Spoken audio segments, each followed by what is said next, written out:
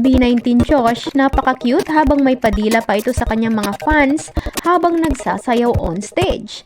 Napaka-cute nga naman ni Josh habang napakagaling at napakaastig nito tingnan habang todo sa energy sa kanyang pagsayaw sa kanilang performance on stage sa Indonesia.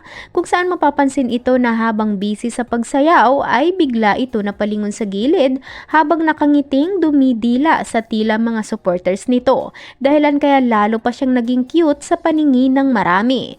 Ayon sa kanila, tingin pa lang nito ay talaga namang nakakatunaw na. Samantalang marami naman ang nagpahatid ng pagbati sa binata sa kaarawan nito ngayon, Sunday, October 22.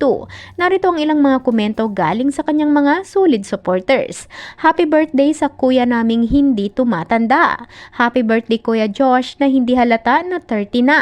Happy birthday Josh, can't believe na 30 ka na. I love you so much. We are here for you.